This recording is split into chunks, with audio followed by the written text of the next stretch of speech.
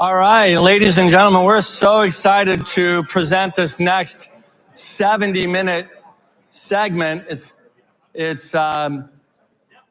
We thought about what we could do to make it so that everybody who comes to this conference comes away with an idea that they for sure could use in their businesses right away. And so last fall, we asked everybody in our magazine's list, or just about via email, to submit ideas that they thought helped them in their business. And there's different kinds of hacks and ideas that have been submitted. Some of them are broad, and some of them are really, really specific. There's design, build, full service ideas, mostly, and then there's replacement and home improvement ideas as well. And each of them has 7 minutes. They're all great ideas. We know that ahead of time. That's why they're here. And some of them are speakers as well. So the idea is they're going to present in 7 minutes what they think is a great hack for you to use. And at the end, we're going to put up a little QR code. They're all great hacks, but the one that you like the most, just click on that one. And we have a special prize for whoever it is. They're all favorite hacks, but the very favorite hack will get a special prize of a qualified Remodeler subscription plus something else. It'll be good. It'll be good. At this time, though, I do want to take a moment to bring up a couple of our gold sponsors who, and those folks make it happen. Let's hear it for our sponsors who paid for all the food and everything that we just had.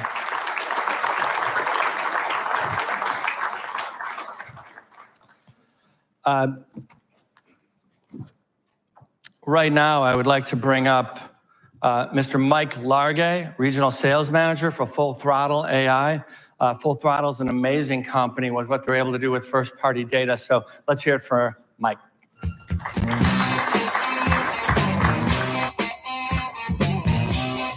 Hello, everyone hear me okay? All right, hopefully everyone had a great lunch. I'm up here to talk about 3%. 3%. That's the amount of people that are filling out the contact form on your website if you're in the averages. So what about the other 97%? For years, we've just seen them come and see them go. We can see how many people are on your site, but we really can't do anything more than that. Those times have changed. Full Throttle is here to solve that problem. What we do is we identify that other 97% of your traffic back to their actual address. So we know that someone that was on your site lives at 123 Main Street. We then will put a digital bubble around that house, and most marketers traditionally will market to devices. We like to say we market to households. We are able, through our patented technology, identify every device in that household, every laptop, tablet, computer, connected TV, and then we put that digital bubble around the house and we inject your marketing, your display ads, your video ads, TV ads, even direct mail. So if someone goes to your website, they don't fill out a contact me form, 2 days later, they will have a piece of direct mail from you with your offer. We even know what pages they're on your website. So if someone's looking at a bath remodel, why do we want to send direct mail for a kitchen remodel? So we can have specific messaging based upon their website behavior as well. On the back end, we give you all the reporting. You can actually now start to see attribution. You can see everything from every page visit, what device they were on, how they found you. Was it organic? Was it through a pay-per-click ad? We'll provide all of that to you. And then the biggest thing is month over month, you provide us your sales data. We will then take that sales data, match it up to all the traffic that was in your house. We'll be able to show you which houses purchased what attribution. So we'll know that someone came in organically, they went to bathroom remodel, and they came back to the website a couple more times and they ultimately made a purchase. We'll be able to give you that entire journey segment and timeline, give you things like average ticket. In home services and specifically, we have a 15% lift in average ticket. Our clients tend to market either a premium product or service in that advertising, and so we're seeing a 15% lift on average ticket. So we are right out as you come out these doors. You can't miss us, either Craig or myself. We'd love to talk to you and learn, first of all, learn more about your business and see if Full Throttle can help with that 97%. Thanks all.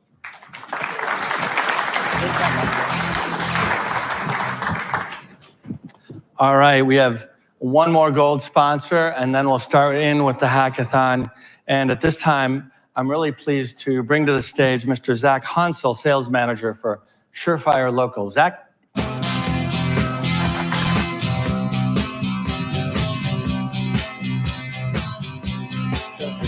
Okay, cool. Thank you. Hey, good afternoon, everyone. I hope you guys are having a good time so far. I'm one of the sales managers at Surefire Local. We've been around since 2008. We are an all-in-one marketing software platform for small local businesses. So whether you're a one-man band or you have hundreds of people, we're able to help service you with whatever needs you're not getting at the moment. So little background, we were created from an early investor in Microsoft whose family owned a local HVAC business. He knew the internet wasn't going anywhere at the time, so versus his family having to go marketing company, he created Surefire Local. So a couple things that we're able to do here is LSA ads. Some of you might know them as Google Guaranteed. We were one of the piloting companies that tested that out in Austin before they rolled it out to the country. So whether you're already on it, we can help you decrease that cost per lead there, get higher up in the rankings, or we can help you get set up and get you that green check mark next to your name. And with the Google Business Profile, I mean, this is basically your word of mouth today, right? It's all about online word of mouth. So this is where somebody's going to find you, whether they're typing in kitchen remodel, bathroom remodel, roofing, whatever that looks like, and they hit call phone, that's going to be that first impression there. So making sure that that's consistent year round, along with great 5-star reviews, is really going to help elevate you. So that's going to be a little bit on the front end there. And then Google Reserve is a new feature that Google's starting to come out with now, where they can actually go on and just click the blue link, the blue button, and it'll automatically link them right to a page where they can schedule an appointment with you right at that time versus having to do a bunch of different clicks. So whether it's just trying to get a little bit of information where they actually want to schedule an appointment for you to come to their home, that's something we can help set you up on. And then the real star of the show that we have is our GeoJuice. So this is a technology of ours. When you have like a yard sign or a billboard, the whole point of that is to get in front of whoever's driving down that street or that highway. What this technology does is it allows you to turn it digital. So if somebody is in that zip code or in that area, it's going to help get you on Google Maps or on the organic ranking. So just a little bit on Surefire here. We've been coming a long time. We really appreciate Fast having us. We're right outside those doors there if you want to come get an assessment. I got a bunch of guys walking around with computers and laptops that are more than happy to just take a quick look. I appreciate everyone's time. Thank you.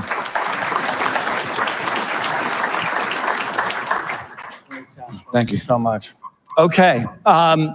Well, thank you to Surefire Local and Full Throttle AI. Great sponsors. We're going to have a couple more at the end here, but it's now my pleasure to introduce the 11 in Hackathon. I don't know if you guys, I'll just explain this real quick. I guess in software companies, I've never been in one, but apparently they'll tell all the engineers on a certain day to stop working on what they're working. And they'll say, we have this problem and we want you to spend the next 8 hours working on it. And whoever has the best idea of those engineers wins, and they call it a hackathon. It's very common. Maybe, anyway, I just wanted to explain myself a little bit on. Okay. I'm gonna announce all of them, and then they're gonna come up one by one. And so don't come up right now. But Scott Berman is the president of Florida Window and Door, founder of Heavy Tech.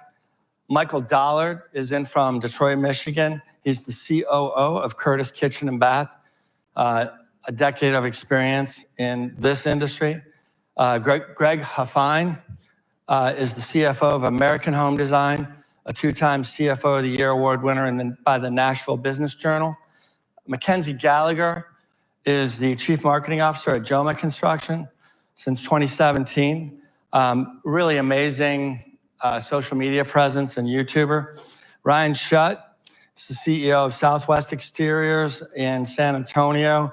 Amazing approach to home improvement, a transformation there, and he's going to talk about a couple of ideas that he's got. Michael Anschel is subbing in for Mark McClanahan, who is from Mosby Building Arts, and he had a personal issue come up, and Michael Anschel is going to be like our Iron Man speaker, doing 4 or 5 presentations, but subbing in for Mark and Mark's submitted idea. Steve Silvers, we're so amazed to have him here, 30-year seasoned home improvement executive. Currently, he's the CEO at Express Flooring. Al Grabowskis is the Senior Vice President of Marketing for Sage Home, a huge bath replacement firm. Dean Herco is the IT manager at Square Deal Construction, design, build, remodeler in Newburgh, Oregon, but he's based in Texas. Dave Wageman is the sales manager and co-owner of Hometown Restyling in Cedar Rapids, Iowa. Really happy to have Dave here. He submitted, I thought, a very good idea, or just general approach. And then lastly, we did lose one of our speakers, and one of my favorite, I think I wrote about it in the magazine a little bit, his name is Jimmy McKinney. Jimmy McKinney's from Louisville, Kentucky, design, build, remodeler, who is using AI in a really unique way. And Paul McManus from McManus Bath and Kitchen in Florida is going to present that idea. So, ladies and gentlemen, please enjoy the hackathon. And I'd like to bring to the stage Mr. Scott Berman.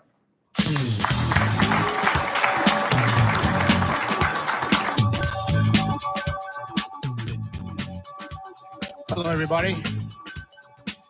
I got 7 minutes to explain what heavy set is. Basically, I'm going to explain it this way. My wife's driving in a car. She is shopping online all the time in a car while we're going someplace, not talking to me, which is fine. But effectively, what I was thinking was, when we developed heavy set, I'm like, why is it that the home improvement industry, you cannot get an appointment unless a call center is open? So effectively, we created heavy set. And the idea is that we set appointments when all of our competitors are closed. And as a result of that, we're able to lower our marketing costs and increase lead conversions. What's interesting is at Florida Window and Door, my other company, our cancellation rates are down, our closing percentages are higher, our marketing costs are down, and overall, it's a better customer experience because it's seamless. What I didn't tell you is that all of the appointments set by Heavy Set are confirmed using AI, the buzzword of our industry.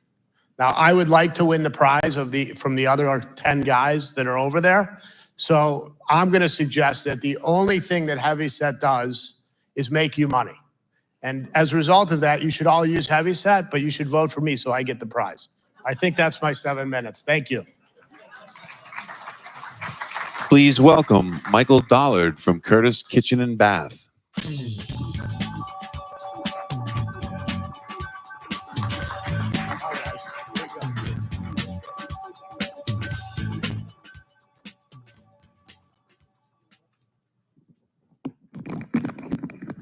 It is on. Sorry about that, everyone. So my name is Michael. I'm the COO of Curtis Kitchen and Bath. We're a little earlier on in our tech stack development, I would say, at Curtis Kitchen and Bath. And 4 years ago, I took over from the second generation ownership, managing the day-to-day operations and helping out the third generation take over the business. And what I inherited were Google Sheets. Our whole business was tracked on Google Sheets. We had multiple pages. We had pages for deliveries. We had pages for active jobs, inactive jobs. And we had spreadsheet champions, as we called them, who would update pieces of information on the Google Sheet. And every night before someone went home, someone had to download the Google Sheet, save it onto their hard drive, just in case something went wrong. And obviously, we couldn't carry on that way. Second problem, we didn't have an IT department. So we had nobody who could help fix the problem and develop an ERP. So we went through the process of looking at different options. I worked at Reborn Cabinets for 5 years, and Vince Nardo there had created a Microsoft Access database. So I tried to replicate that and failed. I tried a couple other options, developing my own custom database, and that was too complicated for me. So we stumbled upon QuickBase. And QuickBase is a no-code development piece of software that's cloud-based. It's secure and scalable, and we went to the task of building a database that would manage our day-to-day operations. We built modules for sales, project teams. We track things like assets and vehicles and pretty much anything you can think of. We have unified job records, so all the data related to our jobs, from milestones such as HIA signing dates, permit application dates, anything you could think of, we now track. And we were able to create automated workflows so we could see where jobs stood, what needed to be done, who needed to be doing them. Here you can just see a quick snapshot of all the different pages that we have on our homepage on QuickBase. We have dashboards and homepages for anything you can think of, from payments to destination motivation tracking. We use G4, so we have a page that tracks all of the jobs that need to be submitted to G4 each week. Another example here, we have our refinishing screen. So quickly we're able to analyze our sales and completions, the top two graphs. We have the 2 jobs that need to be scheduled right now, so I need to get onto my team about those. And we have the payments that are due. And we can quickly go in and see that information at a glance. And there's a mobile app that is, as soon as you build something in QuickBase, the mobile app is automatically created for you as well. So after implementing this, we saw improvement in communication across the board. Everybody knew what was going on with our jobs. There were no missed pieces of information. We were able to set up instant alerts on things, so everybody knew what was happening. And we were able to create the visual graphs that you saw on the previous screen. We now have task assignments for our different department heads. We have milestone tracking, and everybody knows what they need to do, who needs to do it, and when it needs to be done. One of the massive impacts that obviously came from this was we now no longer have to chase each other for information. We have 80% less time spent asking for updates. And we were able to implement QuickBase in about 60 days. We can now implement new processes and track key pieces of information within hours. Next steps for us is we want to be able to link to other pieces of software. We've already started with Leap. We're pushing our Leap contracts directly into QuickBase now. And so everyone knows where to go for information. The biggest takeaway was none of this was done with an IT department. So if I can do it, I think anybody here can do it. And thank you very much. Please welcome Greg Heffine from American Home Design.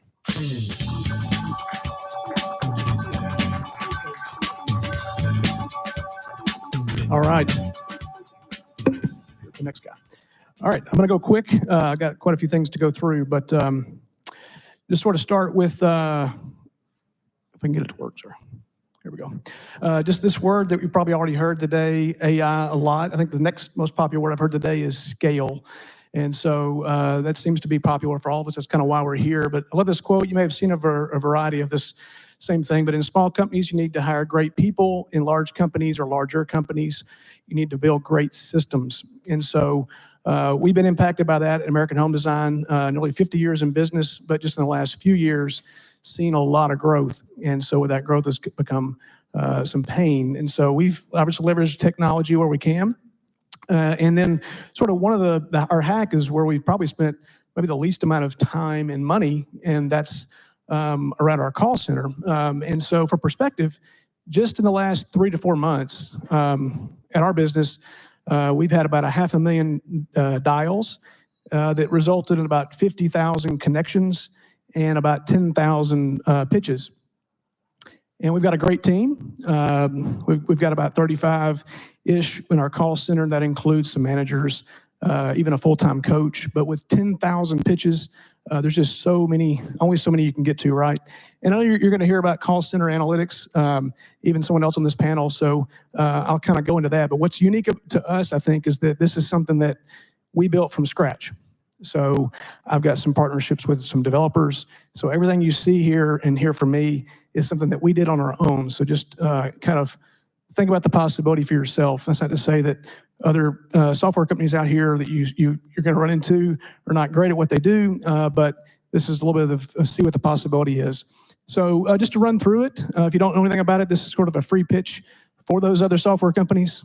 But with this, I mean, we're able to dial in into every single one of these calls. Even if it's voicemail, we're able to track that. So by date, by duration, disposition, and again, being able to transcribe every single one of those.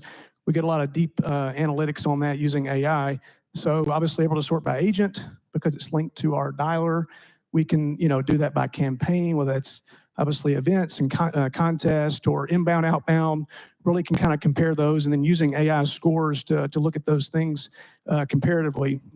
With AI, again, you hear a lot about that. You already know this, but being able to put our script details in that on our own and build that ourselves gives us a lot about rebuttals and objectives, and ultimately about salvageability for all those no interest now calls. Again, the beauty of this is we're able to sort of look at it in a heat map and see this by week, by month. It's not just about an AI score. I know you can't see this, but I mean, you can drill down into a metric, whether that's silence, amount of calls, it could be inflection, whatever it may be. We're able to use a lot of different metrics for that. But what's really nice is that we can get down, this is not the best graph, but you can get down by the hour, which is what we all want to see, right? I mean, what risk do we have for that one agent who's just off track, even for just a few hours? As expensive as those leads are, if we can just see what's happening and coach and get them back on track in the same day, and this, that's critical for us, as many of you. This is really, again, we're able to do a lot of things, and because we built this on our own, this was sort of several iterations that we did. But being able to see emotion and score that side by side. Again, you can look at that with the agents and see where they are each call throughout the day. You can get energy, clarity. So what's really impactful with that is that, like some of you, we are outsourcing part of our call center overseas and taking a look at that. And for some of you, that'd be sort of you're concerned about what that may do if you have sort of your U.S.-based English primary, English is the primary language versus those who are not. This tool allows us to sort of stack those and compare and look at that and just make sure whether that's silence, even things like keywords, and this is true. I mean, you've probably heard this, but I mean, sometimes they don't even know what a Walmart is. And so what you're talking about with customers, they may say keywords you don't know. So anyway, that's another advantage of this tool we discovered. And again, it's not perfect. You've heard that today. AI is not perfect. It's got some errors, but it's nice to be able to see what this is just a transcription. So we're able to go into all the calls as we coach and just read what was said. And then AI gives us sort of it could be a critical priority, suggestion or a medium priority suggestion.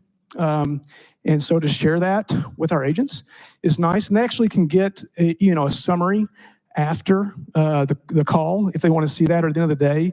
And again, it's not always perfect, but improvements. Hey, this is how you did, and this is obviously fantastic for brand new agents. But I would say even better for the veterans. I'm a big believer that we spend probably too much time on the low performers, and being able to take somebody who maybe is a B+ or an A- player and get them to an A is a far more bigger ROI than those bottom performers. And so using this tool to give that in the hands of those veterans is really powerful. This is sort of a last slide on this, is an afterthought. Really, we did this, and as I was testing it, I was listening to calls, looking at the transcriptions, just to see how good it was. And I started to hear a lot of vulgar language. Thankfully, not our agents. It was those that we're talking to. I'm sure you can sympathize with this. We call people all day, and they're not in the best mood. And so, what we did was a tagging system. So out of that, and I realized some of the dissatisfaction that some of the people we're talking to might have. So this system, actually, we set this up so our our management team and our coaches, they actually have to go in here and clear these out every day. So this kind of builds a queue, and I know it's hard to see, but this is sort of a dissatisfaction list as well as an aggression list. And so our managers have to actually go in and look at these and listen to these. And again, it's a coaching up. I mean, if you get just laid into and cursed at, you know, it can really drain you. So this helps us, I think, with our team, just getting them back on track and encourage them as much as we can. I don't have time to do this. I can share this tomorrow. I've got a presentation tomorrow on just how we're building this into our BI tool.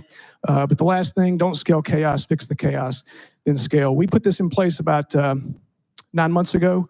And just for perspective, our first quarter of this year versus last year is nearly a 50% improvement in our set rate. Can't attribute all that to this, but absolutely we're seeing massive improvements out of this tool. So again, back to sort of a task to talent ratio, we're seeing that drop all the time. So thank you very much. That's it. Please welcome Mackenzie Gallagher with Joma Construction.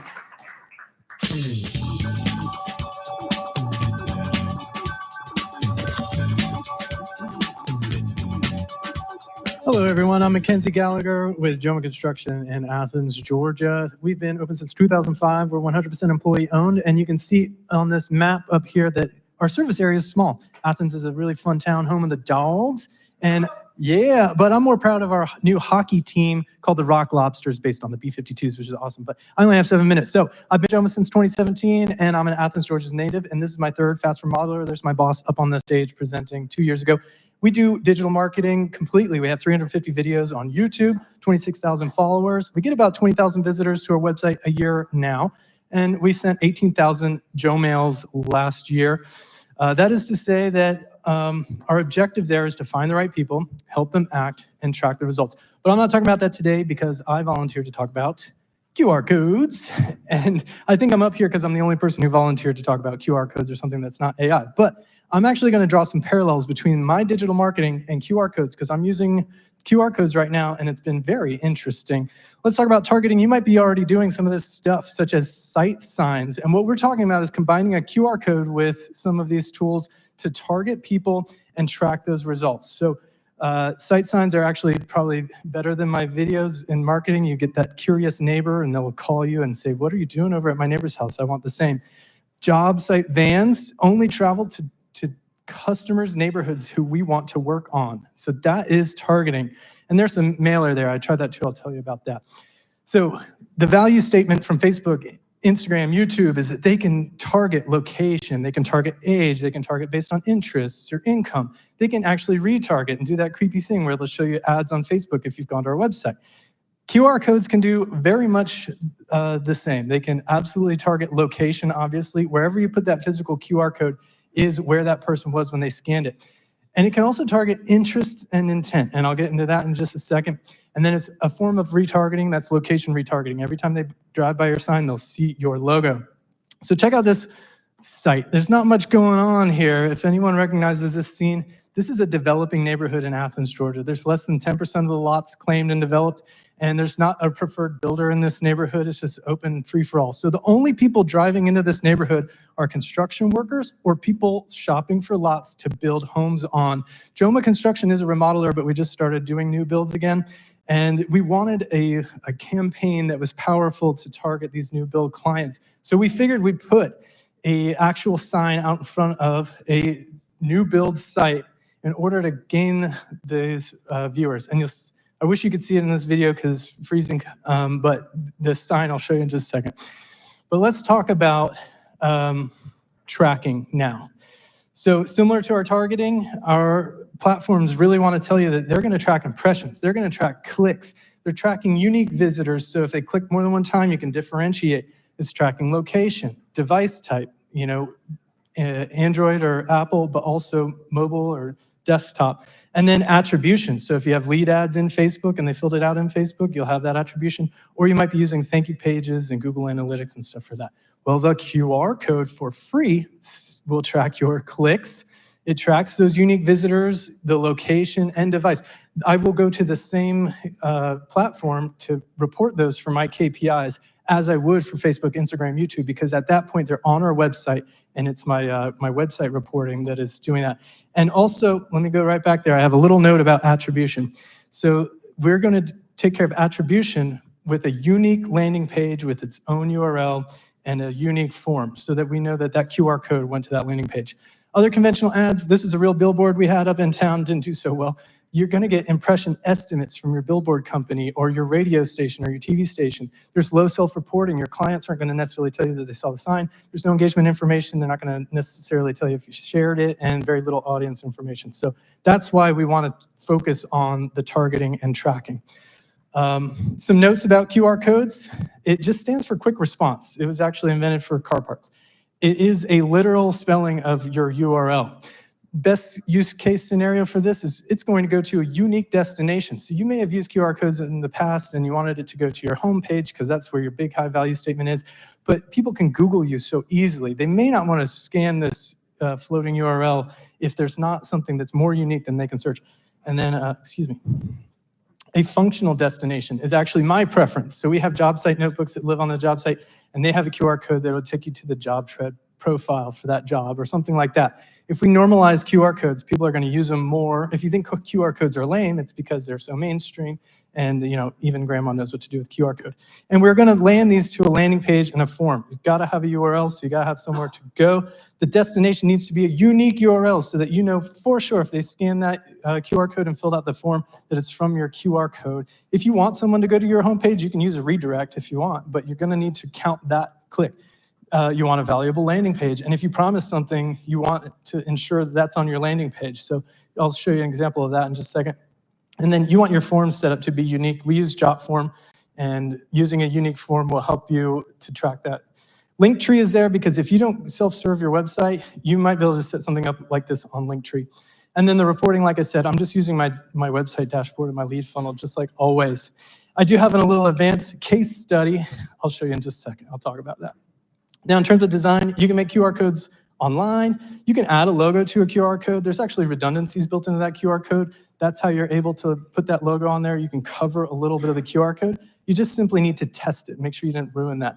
And the people that are most likely to scan your QR code, I think, in my opinion, this is just an opinion, they already know what it is. So I think the design aspect of adding like scan me or a phone with a scan is a little bit pointless at this point. It's redundant. So let's look at our results. Now, somebody who gets 20,000 visitors a year to our website may not feel super excited about 88 scans on these van QRs over the last couple months. This is a brand new experiment for us. But for me, these are incredibly high value clicks because these people were real. They were in front of my job. They were in the neighborhood I want to work in. They're likely just like my avatar client. So I love those clicks.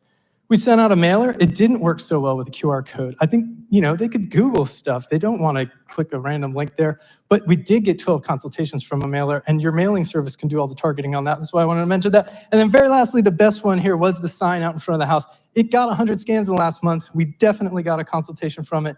And the video series at least has 600,000 video views. So we know we're giving them a high value landing page. That is my presentation. I hope you try it because it's absolutely free and you can track just like digital ads. Thank you. Please welcome Ryan Shutt from Southwest Exteriors.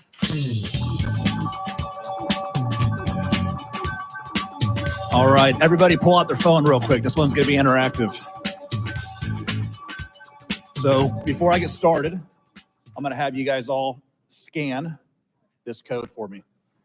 I'm gonna record a quick video that's gonna give you a quick hack on how we increased our close rate by 27%.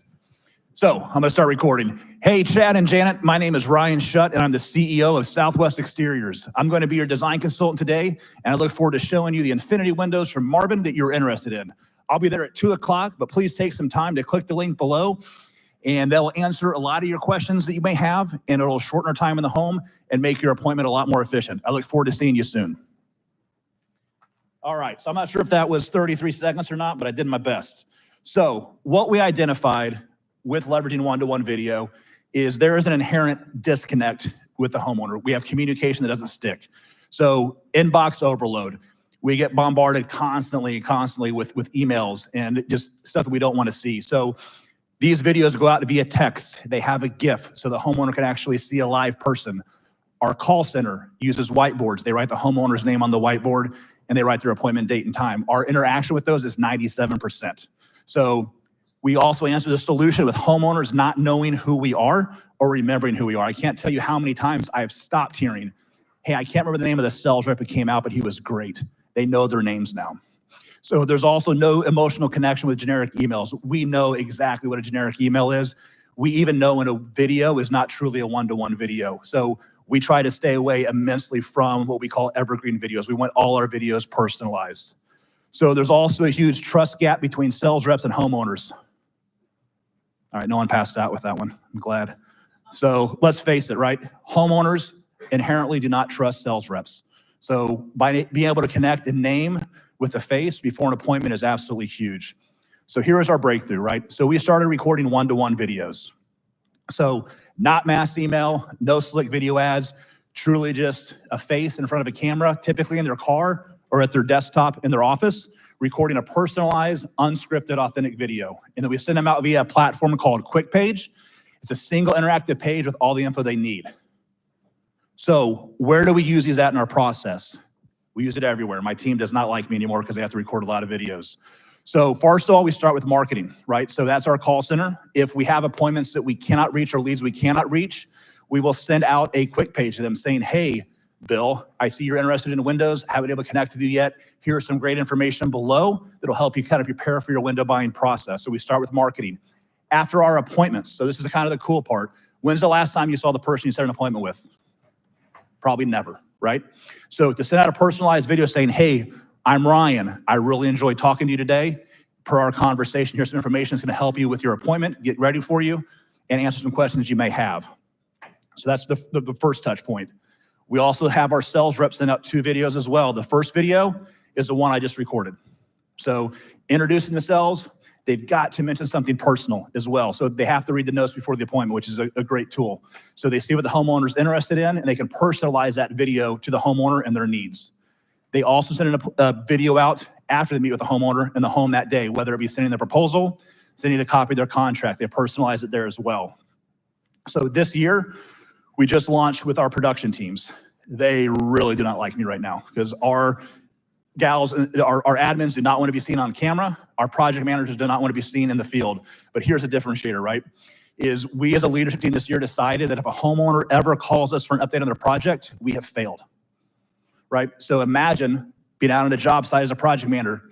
Hey, Mr. Smith, here's what we completed today. Here's what's going to be done next on your project, and here's when it's going to be done. So we're closing that gap and answering those questions homeowners may have on where their project actually stands. So here's 3 quick examples on how we leverage this, right? So the first one is the one I mentioned, the call center. So the funny part of that is our call center gals, they hated me, but you know what? They started doing their hair. They all asked for, they want a makeup allowance now, bought them all Ring cameras, and they actually love doing it and they have fun doing it. So the next one is an example of the pre-appointment email that goes out from the sales rep. And the second one, or the third one is the one that goes out afterwards. I like you to fit 3, or I'd show you one of our production guys in the field. So here's the results, right? So we saw our close rate increase by 27%. So there's a lot more that goes into that than just the video. We also include some content. I'll go back 1 slide real quick, if I can. You'll see in the text that goes out from the call center, we're including information in that appointment. Why it's important to have both homeowners present. We include pricing. We include all kinds of, that's a whole other presentation that you guys missed earlier. So we include a lot of information that helps them educate themselves prior to their appointment, and it shortens our time in the home. It shortens the amount of questions the homeowner has prior to that consultation. So we've seen a lot of referral and repeat business. We get so many comments of saying, hey, that was so cool to actually see who I talked to on the phone. You know, they don't have to go back through and look for emails. They can go to their text and see who was actually doing business in their house. We've seen fewer cancellations, fewer no-shows, and more Google reviews. Imagine the power of asking for a Google review if you can't do it in person, asking it via personalized video and having the link directly below so they can go to your Google page and leave you a review there. So why we use video or why we use QuickPage? So first of all, it's super easy. Let's be honest, sales reps, project managers, typically aren't the most tech savvy guys in the entire world, right? So it's very easy for them to use. They can personalize the landing page. When you guys get that video, you'll see I've kind of personalized my landing page. There's a lot of ways to formalize that and unify it for your team. There's the call to action buttons. Those call to actions can be to PDFs, they can be to web pages, they can be to videos. There's a lot of ways to do it. And the best part is we can track engagement and analytics. So we require 90% of our videos that go out to be true one-to-one videos. So I can see number of appointments set, number of appointments ran, and I can see and compare how many true one-to-one videos were actually created for those individuals. So 32 seconds left. I'm gonna take a deep breath. All right, so it's your turn, guys. Try one-to-one video this week. Even if you just record something on your iPhone, it's very simple. I guarantee you it will have an impact. Send it to a friend. See how it lands with them. I guarantee you they will think it's unique and different. Send a thank you video to a past client. We do 1-year anniversary thank yous videos as well for our clients. So just letting them know, hey, it's been a year since we installed your Windows. We really appreciate your business. Thank you for that. Those have amazing interactions. And then my friends are out of this quick page booth. So stop by, see them, talk about the product a little bit more, and 6 seconds over. There's my time. Please welcome Michael Anschel from OA Design, Build, and Architecture. What's shaking, everybody? How's it going? Is this the most exciting presentation we've had all day? I think so. I'm stoked. I'm sitting over there learning all kinds of stuff. Hi, I am not Mark McClanahan. I'm Michael Anschel, and I'm going to be talking about Mark McClanahan's hack, which he calls death to email. And we all love email, so this is going to be controversial, and I'm sure it'll piss a lot of you off because it's your most sacred, most loved thing that we're getting rid of. So Mark noticed that they had problems in their purchasing processes when using email. They were sending things out to get quotes. They were going to designers. Then they were going to go look for things, and they were stuck in email boxes. Where's that quote from so-and-so? Where's the follow-up from so-and-so? Well, it's in that email. I have to go back through looking for this email. It led to sort of excessive amount of time lost searching for stuff in email. Project managers then, when they went to production, might find that something was missing, or they were looking through the packet looking for stuff. And again, it was back to, well, I got to find that proposal. It's in one of those emails. It's one of those follow-ups. Nobody can relate to this, right? Everyone's got a perfect process and nobody uses emails for this. Am I right? Yeah, okay. So we'd all like, yeah. So anyway, time spent reviewing quotes over emails as well, right? So then if you want to send it off to turn it into a purchase order, because everybody uses purchase orders in this room, right? But you will. Awesome. So again, we got 3 roadblocks between the design, the review of the estimate, and then sending it out for purchasing, each of which requiring folks to go back and look through email to find those documents. And then for admin, following up to make sure that it was invoiced properly and checking it. So the long story here is that email is a bad place to store documents, right? There should be some sort of central repository. So Mark looked at all of this and he said, hey, we need a more integrated solution. And his integrated solution was to use a tool that they use in their company called ReadyBuild, which is very similar to, although better than, because this is Mark's presentation, better than JobTread and better than BuilderTrend and not better than Procore. They're all amazing and we love them all. All right, so within their tool, they built a custom solution, but I think that the hack here is to use a solution within your project management software so that you are putting out requests for proposal using an RFP or RFI or some sort of a request system, which brings the document then into a centralized space. So now that the document is in the centralized space, perhaps you went and got 3 different plumbing quotes, the designer's reviewing those quotes, selecting the one that will be used, that one is approved. Now the project managers can go into that same centralized storage area. They can see which quote was approved, which one they should be moving forward into production. They can also check it against the estimate. And then from there, they can hit go. That's nice. Boom, there it is. And now admin accounting also is aware that that is the same document. So you see, it's a single document, but because it was put into a central processing system, that flow has no redundancy. There's no going back to look for something. There's no looking for a particular document. And using a similar system myself, I can say that the direct vendor communication through that tool is significantly more efficient because you can have your drawings in that repository so that the vendor is looking at the same drawing set as all of the other vendors. And then when they're publishing up their proposals, it's going to that same location. So easy to sort through them and determine which one you want to use. So revolutionizing our purchasing process through innovation. And of course, the results are amazing. Time saved for designers, not having to go back through emails. More efficient gains for PMs because they're not wasting time trying to sort through which one are we using and which one am I going to turn into a PO. And of course, more efficiency and less frustration by the purchasing admins who are processing, invoicing, and tracking all of that. So overall, improvement in project management, customer satisfaction. Everybody, please use a centralized system. Thank you very much. Please welcome Steve Silvers from Express Flooring.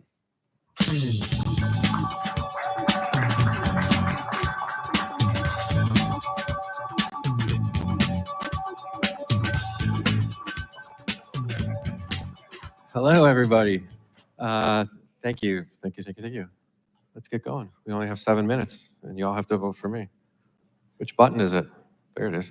So anyhow, I've been part of several companies that have done some pretty significant growth, too, in the same vertical, the floor covering industry. So I was part of the Empire Today growth, which is pretty significant, as well as Express Flooring, which I'm currently the CEO of that company right now, that's going through some amazing growth. What has changed? A lot has changed over the years. So for those who've been in this industry for a long time know that we used to advertise on television, and we used to do everything by paper, setting appointments by paper, confirmation calls were all done manually. There was no prediction or as far as the close rate on a sales appointment. If you guys are doing any predictive modeling on your appointments, everything in the back office was manual. Everything was paper and shuffled in files. Well, today, everything has changed. Everything is completely different, right? Everything is digital. Everything you guys do today is digital. The appointment setting, our marketing, our advertising, everything's done electronically. We're predicting the outcome of our sales appointments now. These are really cool enhancements that are completely different today than it was even 15 years ago. What does that mean? It means we all need to be evolving. And if you guys remember, Jane this morning talked about a little bit about how higher interest rates, the environment we're in, it requires bigger investments and requires larger return on these investments as well. It's how do we make more money from the money we are investing? It's something we need to be doing and thinking about all the time.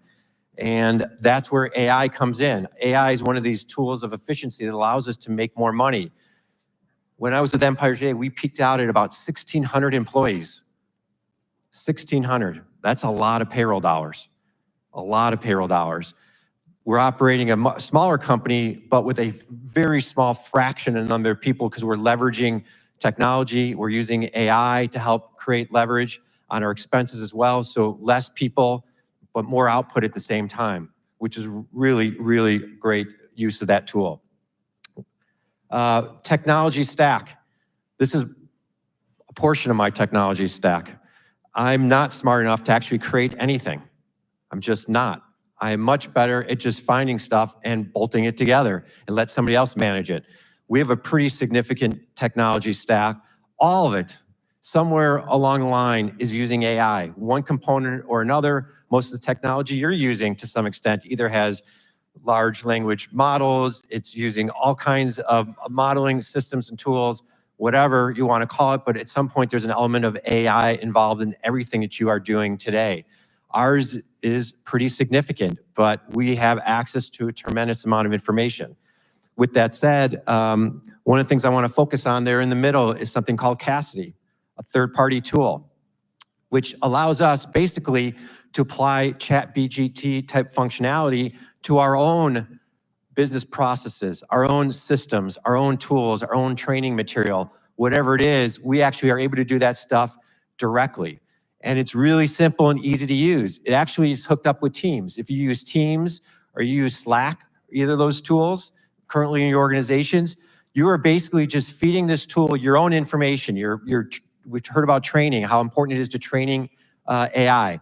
You're just uploading your training material, your HR documentations, whatever it is, into this system, and your employees, your sales reps, whoever you want, can go in there. If they have access to Teams, they can ask it questions. This is literally just my Teams board. And I'm asking my sales trainer assistant, I don't even remember what I asked it anymore. So how do you button up a sale, right? And it provided an answer. So if I'm a sales rep in the field or a trainer and I'm not sure how to answer that question, I just ask right in Teams this question, and it puts out the answers that I asked the system to put out. On top of it, it references back to the training documents that actually provided that answer. Really simple, very easy to do. Frankly, I actually did the training myself. It took me about an hour's worth of time at most to get this thing set up. It was so simple to use. The other thing is human resources. I can't tell you how many human resources people I had when I was at Empire. For 1,600 employees, 1,000 salespeople, another couple thousand installation organizations out there doing installations for me across the country. I had a huge, massive HR organization to try and keep up with all that. Huge. With this now, through Teams, people could just go in and ask questions. They want to know what the benefits are for the company. That's one of the questions I think I put in there. They want to know what their PTO is.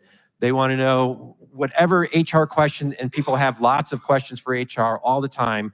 They just go into Teams, ask the questions, and just like ChatGPT, they get an answer. And it gives them references so they can go to the documentation. They just click on it, it goes to wherever they need to go into the system to go ahead and get the answer that they're looking for. So one of the other places we use it is for screening of employees, okay? So saves us a lot of time when we're looking for new employees. Who here is hiring people all the time? Who's here hiring salespeople all the time? Okay, so can you go ahead and play this video for me? We want to tell you the stuff we're not good at. Our weaknesses. So we're clear up front. We're not generally comfortable in an office setting, I would say. I get cooped up. I won't go into an office that's ever been used before. I am no good before 11 a.m. I also get headaches from computers, so I can't be around them for too long. I take stuff. I need to have someone go up and down with me in the elevator. I have a weakness for sweets. Other weaknesses, we're slow learners, and we're not particularly good listeners. We're also slow learners. Okay. So, yes, if you're wondering, that's my first and second best salesperson in my organization right now. So they all got hired immediately. That was supposed to be a joke. That was not very good. So anyhow, I love this video. Who loves TikTok and all the baby videos? I mean, I created this. This was 2 seconds. That's how amazing this technology is. It's not hard. It's not difficult to use. If you're not using it, start using it. The reason I showed this video is because I want you to vote for me, and nobody else showed you such a cute video like this, right? So thanks, everyone. Please welcome Al Grabowskis from Sage Home. You may find yourself living in a shotgun shack.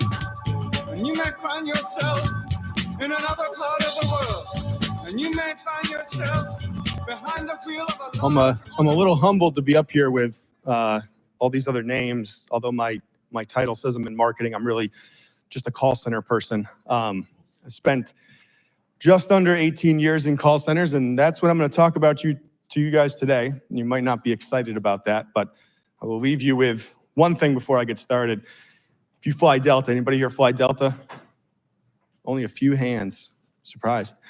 Delta's the best. You should all fly Delta. But when you get to the top tier of Delta, they give you a phone number, and whenever you have a problem, you call that phone number, and what do you get? You get a real person. So your top status, that's what it gets you, a real person. And so I think we will get to the point where we have AI take over and do different things within the call center. But for now, if we're selling a high-end product, if we're trying to give a customer a really good customer experience, we're still gonna have people involved. And so my hack today is talking about how we can use AI to buy back our time, to empower our leaders, and empower our call center agents to make sure that we're giving our customer the best experience that we can. I'm not going to show you a bunch of slides about the UI and how it works. I'm going to tell you what it's done for us, and I will leave all the rest of that up to the team that provides this product. And if you want to come to the 2:30, I'll be going into a little bit more detail about it. But When I started as a call center manager, and I did this for about 10 years, a lot of my day was spent listening to phone calls. I would wake up, I'd look at all my metrics from the day before, figure out where in the funnel do we have problems, and then I have to go find that answer. Why do we have problems there? And you go and you start by listening to phone calls, right? You identify the agent that needs help, and you start listening to calls. And maybe you find your answer on the first call. You're probably not that lucky though. And so then you listen to another call, and then another call, and then another call. And maybe it's 15 minutes, 20 minutes, 2 hours, 3 weeks. Maybe you never find it, and you decide instead, you know what? I think I know what it is. We're gonna train on this anyways, and then we go and train the agent. Well, we are now at a time where we have a better solution.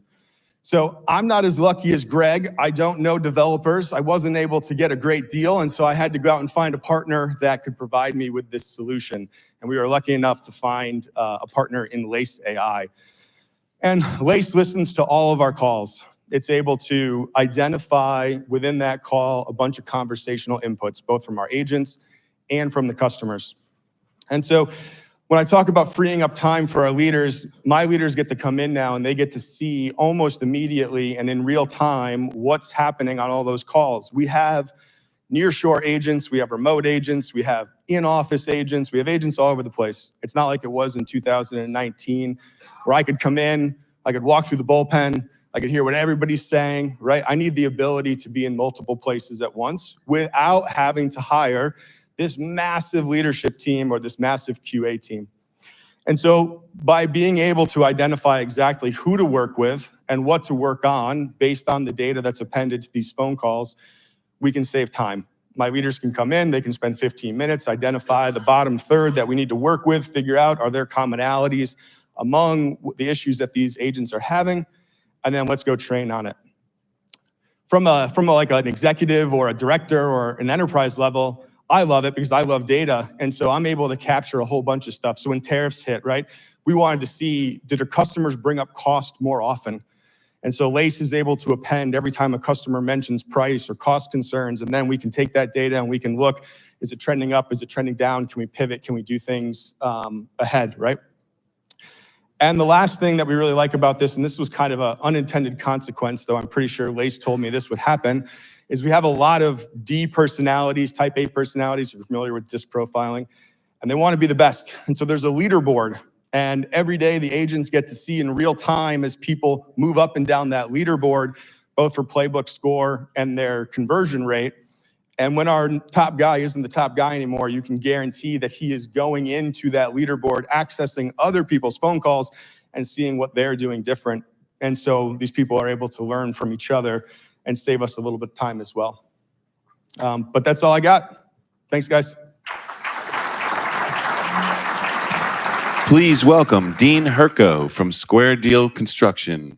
And you may find yourself behind the wheel of a large automobile. And you may find yourself in a beautiful house. Hi, my name is Dean Herco. I'm an IT manager with Square Deal Construction in Newburgh, Oregon. And the hack I'm going to talk to you about today has to do with workers' compensation insurance. So as a design, build, remodeler, our workers' comp premium is one of the largest expenses we had. So our hack within the company was, how do we get these costs under control? Because what we found is even though we didn't have workers' compensation claims, what was called our risk exposure kept going up and up. So we had these super high premiums that we couldn't seem to get reconciled. So we finally did reconcile them. And after a year, our next audit was down 50% versus the year before. So I'm going to share some of the techniques we used. The system we use is Buildertrend, but you don't have to have Buildertrend to do this, but you do need a time card system that allows your employees to track into a labor code. So most time cards you can track into a job, but what makes this one unique is you do need a labor code to track it into, because that labor code is the cost code that's going to equal the workers' comp risk code. And I know that's a mouthful, but it is worth the effort if your company has a high workers' comp expense. So workers' comp's annual cost is retroactive based largely on the payroll and the insurance assessment of your employees and subcontractors. Another mouthful, and we're going to talk about that in more detail in a moment. But this risk assessment from the insurance company may be higher cost than necessary due to misclassified employees or lack of payroll separation. So your awareness and documentation of a labor risk exposure helps with this assessment, but it's not part of the time card and project management systems that most of you might have. But if you do have Buildertrend, it will do it. This isn't a plug for Buildertrend, it just happens to be what I use. Okay, so when someone clocks into Buildertrend, this hack helps document the risk exposure by matching the labor type to workers' comp risk code. So we already know when someone clocks in, they can clock into a job, but they often aren't able to clock into a risk code. What that gives us is it enables a report to help reconcile the insurer's estimated risk class with your actual labor risk. And I know some of these sentences are long and they're a mouthful, and I apologize. I tried to make them as short as possible. But what you're going to end up with is a pivot table. And there's a lot going on in some of these pictures, but they're relatively simple. This pivot table came from Buildertrend. It's a time card export. It has a list of employees on the left, has total payroll on the right, and the magic are those workers' comp cost codes, the workers' comp cost codes across the top. So there's 5 steps if you want to try to do this at your company. You don't have to activate all of them, but at least try one of them, because at some point, if you can put all 5 of them together and use these during your annual audit, in addition to the other things your insurance auditor asks you for, there's a good chance you can bring your rate down. I'm going to cover these 5 real quick, and I'm going to show you an example of each one. So first, identify the workers' comp risk code provided by your insurer. If you've never seen this, someone at your company has, and they need to know the language your insurer uses. Also, identify the labor cost code in your time card system. For a lot of companies, it might just be one, called labor. Next step, take these employees and match them up with their daily roles. And this is where it gets a little more complicated, because some employee roles can go from one risk to another. You want to find the one they're in most of the time. Next step, take that daily role, find the workers' comp class code that it corresponds to, make that their default risk code. So every time they clock in, they don't have to select a risk code, it's automatic. What you're going to end up with is a time card report that has the workers' comp risk code per employee, and that's going to be your beginning step when working with your insurance auditor. Believe it or not, your insurance auditor is your friend. You just have to talk to them in the language that they like. And the language they like is what's your risk exposure and how are you documenting it. And just like any other type of audit, the better you document it, the more likely you're going to get the deduction. This is what I was presented when I first started working this. And yes, it is busy, it is confusing, but this is what the insurance company gives you. You're going to notice a list of classes. There's almost 20 of them. Each of those 4-digit classes have a rate code that has a range from, say, 20 cents up to $11.41. When I was given this, I was told just simply pay the premium, $28,963. I thought that was a large premium, but everybody around me said, nope, that's just what we pay. And I was like, why? Because that's what we pay. So I put the red check on here because if you look, most of the payroll dollars these premiums are based on are on the highest risk class. And my question was, do our employees in the field actually get exposed to the risk the insurance company is telling us? I asked the auditor, he said, well, can you prove they weren't?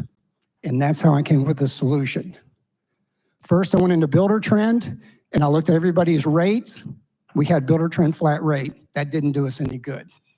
So most time card systems are set up with only one labor cost code. So I went in and broke those labor cost codes into multiple codes that reflected the workers' comp risk class. Then I went and made a list of all my employees. For each employee, I want to know their daily role. You'll notice the first employee there, project manager, and their risk class is carpentry. Well, why is that? Well, because after talking to my auditor, they said my project manager was actually in the field most of the time, in the building, doing work similar to a carpenter. So the compromise was go ahead, pay the higher rate. Then I went into Buildertrend. We took the default labor rate and we changed it to the risk class code that matched that employee. Then when the employee clocked in, not only did they clock into a job, they also clocked into a class code that you see there by that green check mark. Then I could go into Builder Trend, do a Excel export. You'll notice the fields on the right are green. That's because they're calculated fields using a formula, but they still pull the data from the left. And the reason for the green fields is that's how the pivot table is created. Also, what that allows us to do is roll all these class codes up into a single labor code. And then during my audit, which is this long list of items here, I'm able to take that report, show it to my insurer. I have verifiable time cards, I have payroll separation, and I have a labor rate, a lower rate. In this example, we went from $11.57 per $100 down to $4.19.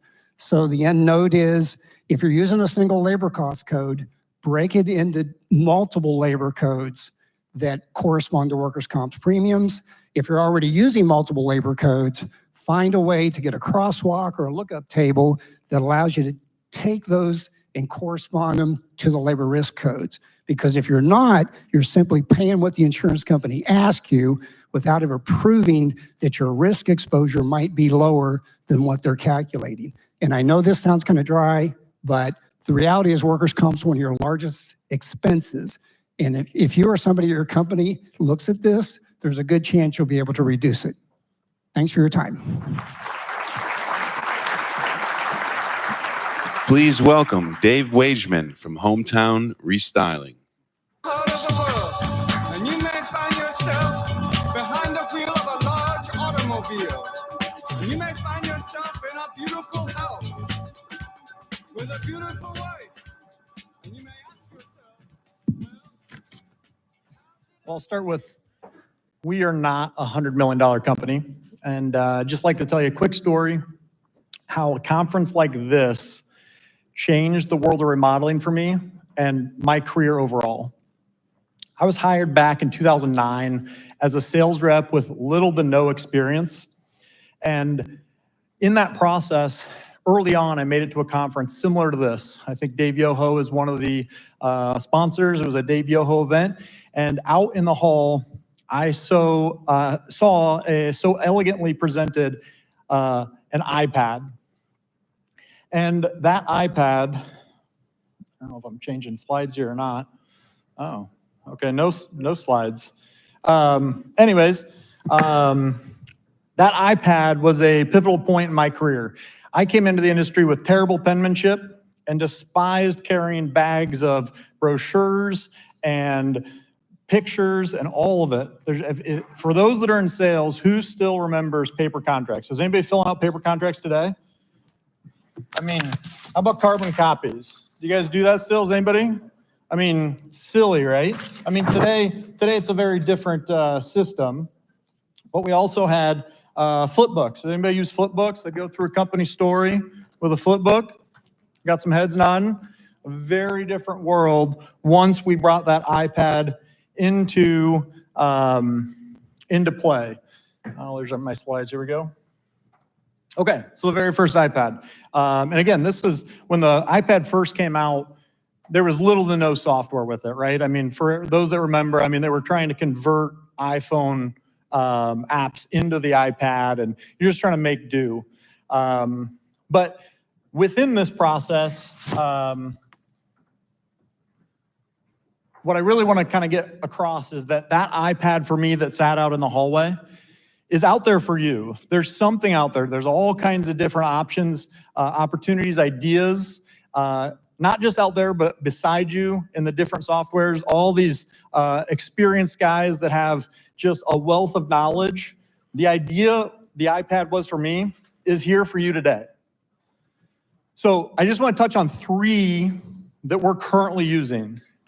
And of those 3, I'm going to touch on Engage, where the iPad was the hardware, Engage is the software.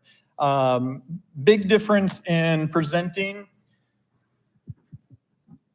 because it allows you to present in an engaging way. A presentation that is in-depth, engaging, interactive, and as elaborate as you'd like it to get. We're able to create, edit, and share multiple different decks on the fly and keep our sales rep up to date from the cloud. The analytics are amazing. You get down to the per slide that the rep's using, so they're able to see who's using what slides the most. So if you got a top performer or a bottom performer, you know who's doing what different. Next, I'll go into full throttle AI, lead generation. So there's a big difference with the website traffic, where 95% of all the website traffic, I think actually Mike said it was 97% of website traffic, doesn't convert. And that's a big gap in the people that are already making it to your website and you're not actually getting to speak to. So Full Throttle can identify build audiences based on your website traffic. They market to those audiences instantly, and they're able to measure that marketing directly to that advertisement. So again, connect with 95% more, get ahead of your competition. I think the industry standard, we're falling behind in customer acquisition, not some of these big guys. Again, when you're multi-hundred millions of dollars, it's pretty easy to stay ahead of the curve. When you're not multiple hundreds of thousands of dollars, or millions of dollars, excuse me, it's a big difference in what you got to work with. So just in the past 4 months, Full Throttle was able to identify 323 households per month for us. 63 jobs were influenced. Approximately $1.5 million was converted that could be tied back to Full Throttle. And they were about 22% higher in that sale for those that were addressed with by Full Throttle. So last little idea here is Hatch. Automize is going to be the theme here. We are using Hatch for all kinds of things, from lead generation, appointment confirmations, welcome emails, appointment reminders, rehashing customer service, and then soliciting online reviews. This is all automated for us. It used to be a task that somebody had to do and no longer is. So your challenge today is find your modern day iPad. What is that thing that will change your career, your business? Last but not least, I'll just do a quick introduction. My name is Dave Wagman with Hometown Restyling. Again, I sat in a seat in a very early point in my career that changed the way the remodeling world worked for me. And it was because of an idea that was out in that hall. So again, go out there, make the best of the conference. Please welcome Paul McManus from McManus Kitchen and Bath.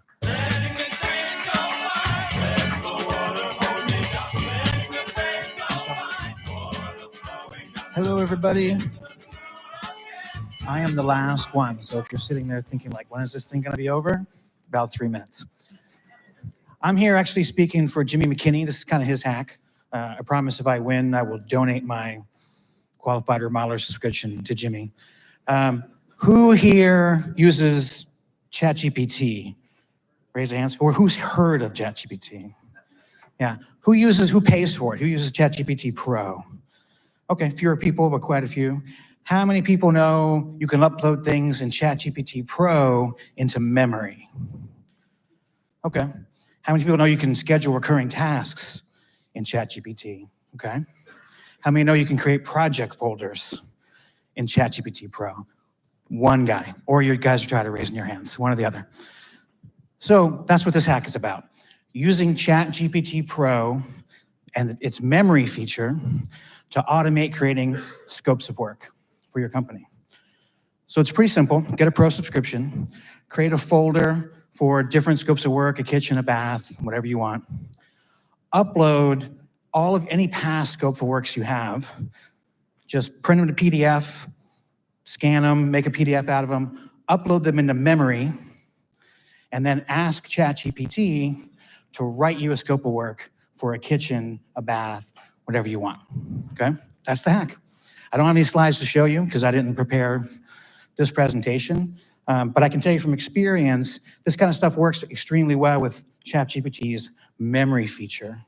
And you can use it for other things. I use ChatGPT's memory feature to create job audit reports, or my project managers do. So we do daily logs every day, like probably a lot of you do. At the end of the job, we download them to PDF. We upload them to ChatGPT's memory. And then the project manager says, make a list of all the challenges on this project and how we solved them. And it spits it out. And they take that and they put it into their job audit report. So that's the hack, ChatGPT Pro memory feature. That's my time. Thanks, guys.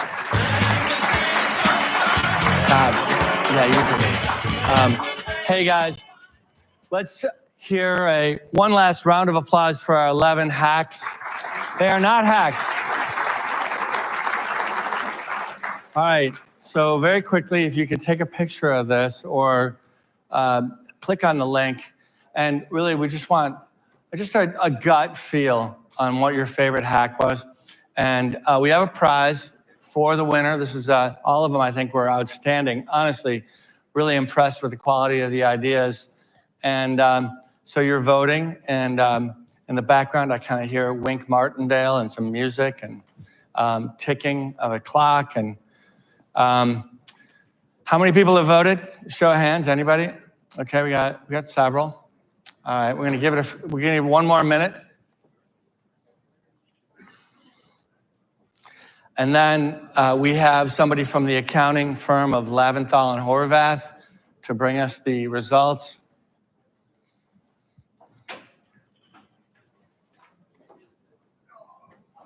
We're going to keep it open for about 30 more seconds. Oh, the internet's a little slow? Okay. Well, that's a problem at a tech conference.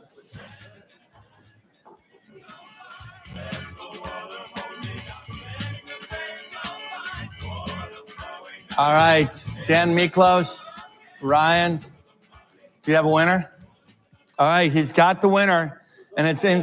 The results are in, and it's more than a subscription of Qualified Remodeler. I have it right here. Well, there you go. You displayed it. Doggone it. Congratulations to Mr. Ryan Shutt of Southwest Exteriors.